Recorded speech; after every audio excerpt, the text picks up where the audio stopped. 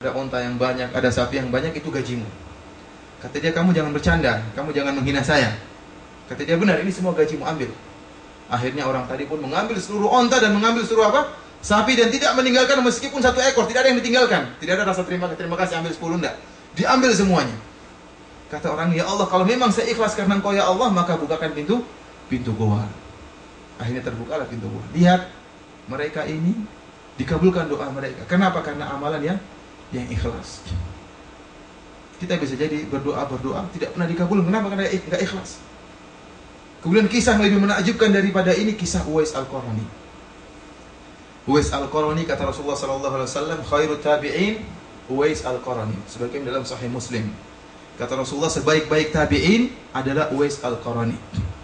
Yang kata Rasulullah SAW kepada Umar, wahai Umar, kalau engkau bertemu dengan Uwais Al-Qarani, segera minta kepada dia untuk berdoa kepada Allah untuk mengampuni dosa-dosamu. Setelah Rasulullah meninggal, Umar senantiasa menunggu amdat ahli Yaman, menunggu pasukan perang yang datang dari Yaman. Setiap ada pasukan perang datang dari Yaman ke kota Madinah, Umar bertanya, afikum Uwais, apakah di antara kalian ada seorang laki-laki yang bernama Uwais? Tidak ada. Datang lagi pasukan perang yang sampai akhirnya Umar ketemu dengan Uwais Al-Qarani. Akhirnya setelah Umar ketemu, Umar bertanya, apakah engkau Uwais Al-Qarani dari tempat ini? Kata dia, benar. Apakah engkau dulu kena penyakit baros, penyakit apa namanya? Albino, kemudian engkau berdoa kepada Allah, kemudian Allah sembuhkan kecuali sebagian di pusarmu. Dia kaget. Dari mana kamu tahu? Kata Umar, saya bukan perkara yang buruk, tapi hal ini diberitahukan dari Rasulullah SAW kepada saya. Dan saya minta kepada engkau agar engkau berdoa kepada Allah agar mengampuni saya. Bayangkan Umar bin Khattab yang telah dijamin masuk surga masih mau minta doa kepada siapa? Uwais Al-Qarani.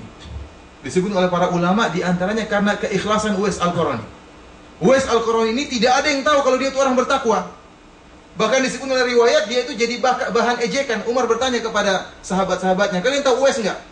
Kata mereka, iya, Uwais itu jadi bahan ejekan kami di kampung kami. Bayangkan, jadi bahan ejekan. Bahkan pernah dituduh sebagai pencuri. Uwais ini dituduh sebagai pencuri dan jadi bahan ejekan oleh mereka. Tidak ada yang tahu bahwasanya dia orang soleh. Tidak ada yang tahu bahwasanya orang bertakwa, karena dia selalu menyembunyikan amalannya. Bahkan tatkala dia terkena penyakit albino, dia berdoa kepada Allah, ya Allah, sembuhkanlah penyakitku kecuali sedikit, sisakan bagiku, supaya selalu saya ingat nikmat yang engkau berikan kepadaku. Sehingga Allah menyisakan sedikit albino di pusarnya. Ternyata untuk mengingat Allah, saya dulu pernah terkena penyakit.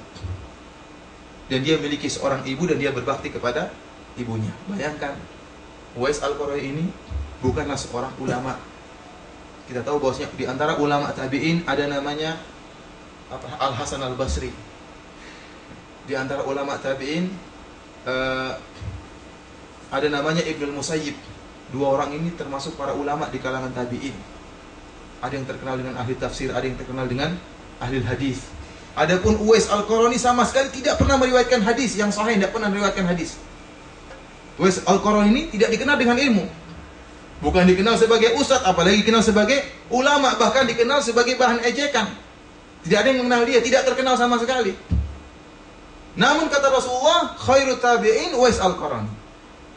Uwais Al-Qarani adalah tabi'in yang terbaik. Lebih baik daripada Hasan Al-Basri dan lebih baik daripada siapa? Sayyid Ibn Musayyib.